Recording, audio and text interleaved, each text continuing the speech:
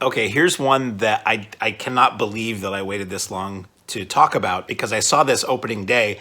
This is the latest James Bond film, the final Daniel Craig James Bond film, No Time to Die, from 2021, which is now last year as I talk about this. I didn't wait a full year to talk about it, but I waited too damn long. So I'm a huge Bond fan. I've been a Bond fan since I was a little kid. I saw Moonraker at a drive-in when it came out when I was, I think, 4 years old. And I've seen just about all of them since then in the theater. I read the books. Just laying down, I'm not bragging, I'm just saying, understand that everything I say is tinged with, I'm a huge fan and I wouldn't say scholar. I'm a huge fan and somebody who is into this thing. So I dug Daniel Craig as James Bond throughout his run. When I saw Casino Royale, I remember hearing, and I go into these, also understand, I go into these as blind as I can. I want to have every surprise be a surprise.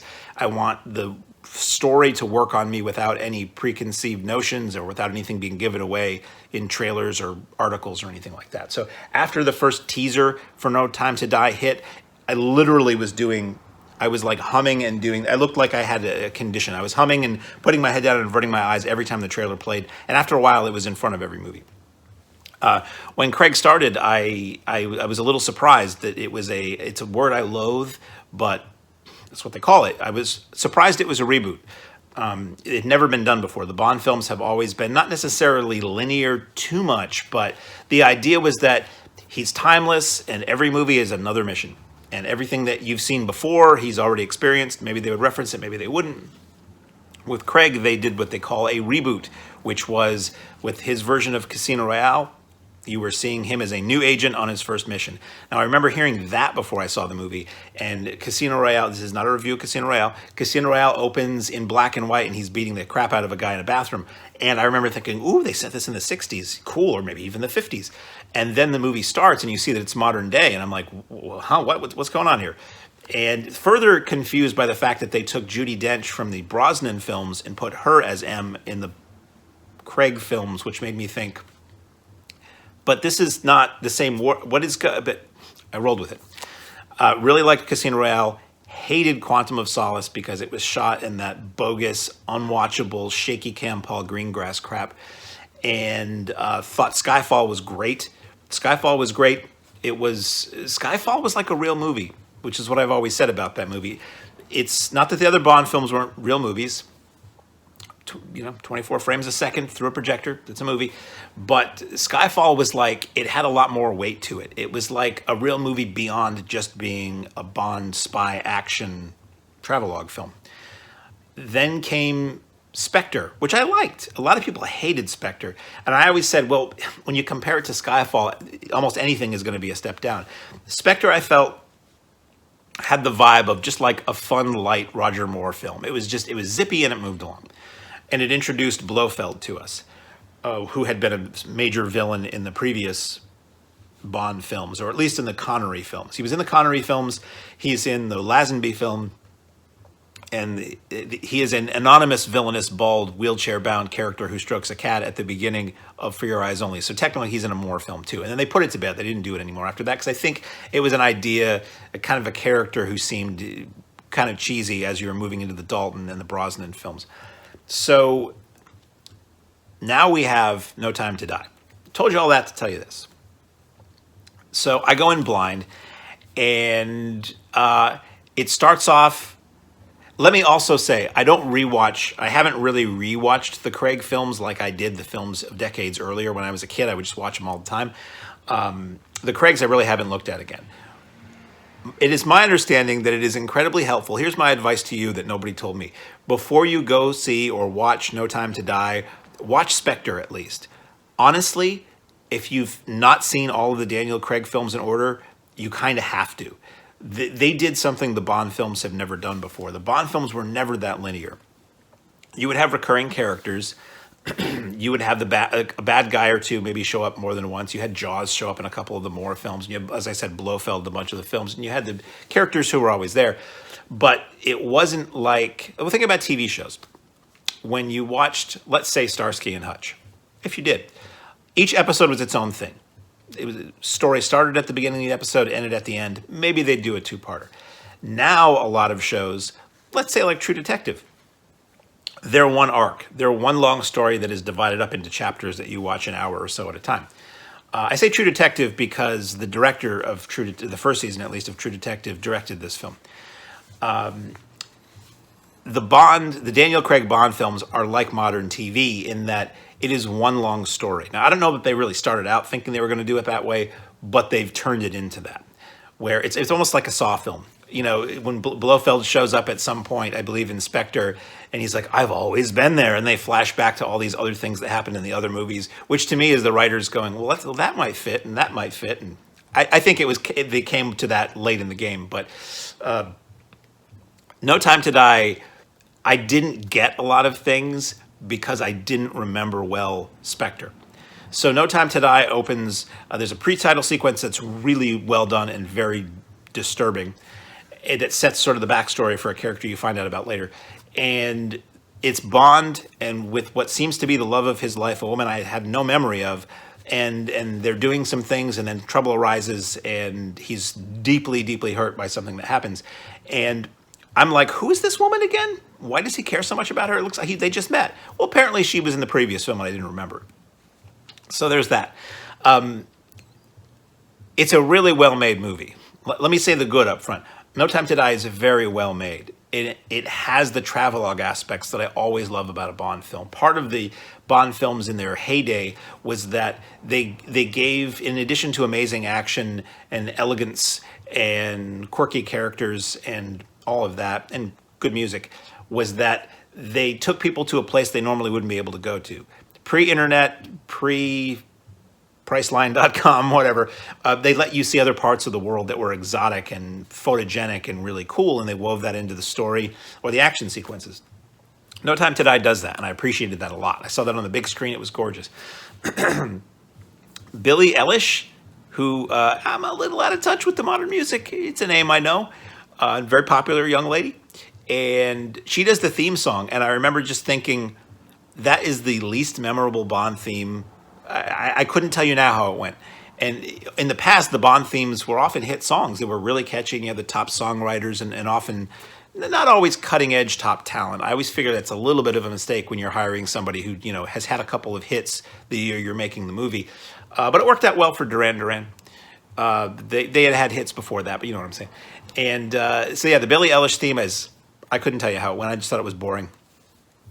And then the movie goes along, and it makes the cardinal sin of the Daniel Craig Bond films, aside from how unwatchable the action was in Quantum of Solace, is that these films have said, okay, the first, X number of decades, all these movies that came before these movies, they don't exist. Those stories don't exist. We're starting fresh. Great. And then the Aston Martin pops up in Skyfall. And I'm like, but that's the car from Goldfinger. And now I'm thinking about Goldfinger, which exists in a reality that you're telling me never happened, and now my brain is turning on gears that it shouldn't be turning on, and I'm not paying attention to your story anymore. Just like in Quantum of Solace, I think a woman is killed and covered in oil on Bond's hotel bed, just like a girl was painted gold in Goldfinger, and suddenly I'm now thinking about another movie that in which something that now you're saying didn't happen. So I'm just a crabby old Bond fan. So in No Time to Die, we have moments and lines that are lifted from On Her Majesty's Secret Service and or other Bond movies. And I just keep thinking,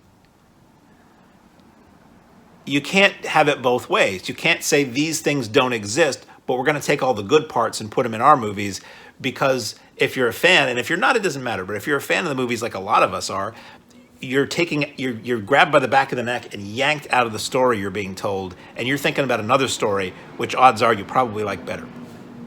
So that bugged me a lot. This film does have gravitas. You've probably heard by now, and I'm not going to be the one to tell you. I had heard things that made me wonder as the story was progressing that it might go in a certain direction. It does something that no James Bond film has ever done before, and hopefully none will ever do again. Which for a lot of people was extremely dramatic and surprising. I don't think I felt much about it, because I think by that time in the movie I just kind of didn't care. Rami Malek plays the villain, and he's good, but he's a little over the top. He's a little cartoony, menacing. Although a lot of people will hear this and go, "It's a Bond movie."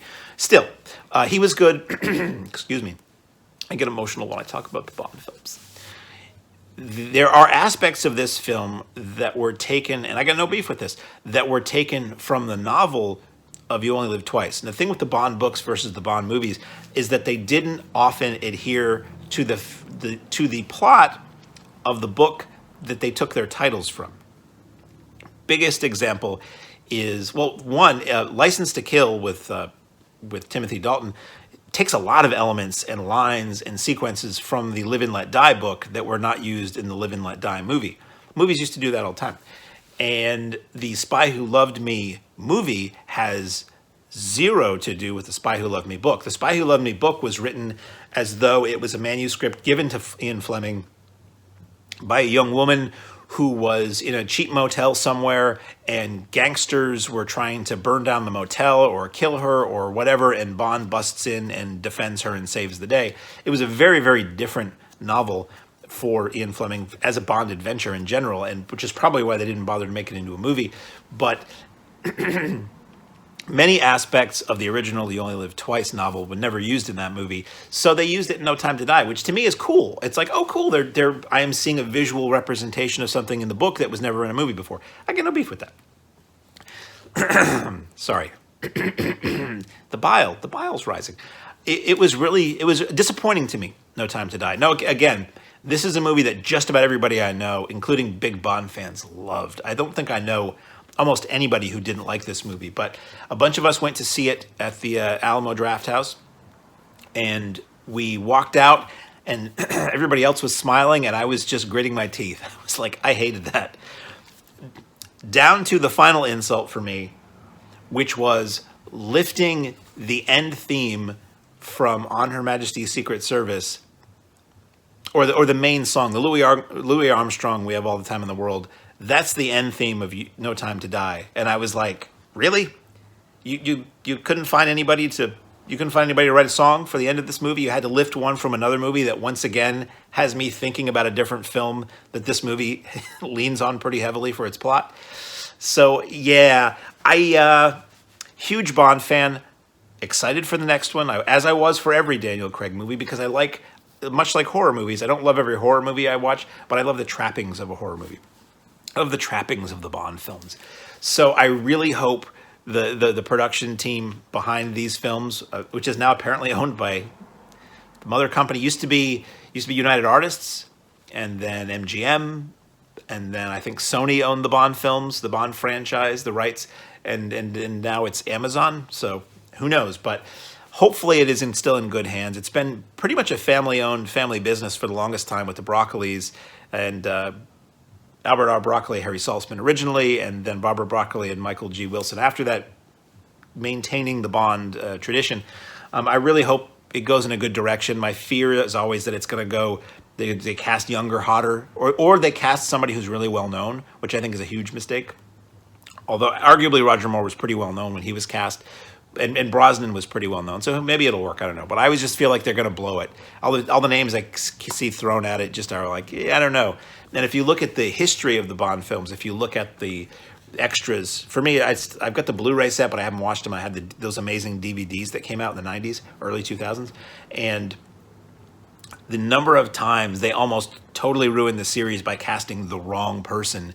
There's a lot of near misses, shall we say. So I'm hoping they continue and do well. I hope whoever does the next Bond sticks with it.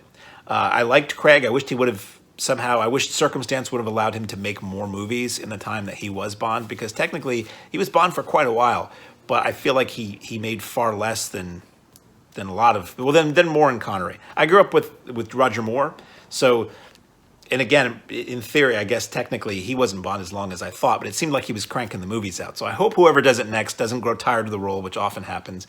I hope they embrace it, and I hope they make just a lot of films. Now, as much as I don't like the idea of reboots and remakes and all that, I've often said if you went back and tried to remake the books into accurate films, they would be very different from the films we already have under those titles. I always wish they would draw inspiration from the books that came out after Ian Fleming. you had Colonel Sun, and you had the John Gardner series, and you have the Raymond Benson series, and there's been a lot of Bond books, and a lot of them are pretty good.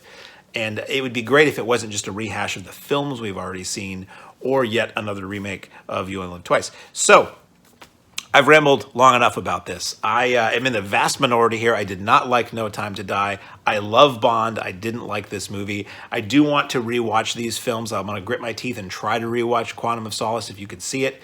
I certainly want to watch Spectre again to see if that will give me more insight, and maybe I will like No Time to Die more if I watch Spectre right before it.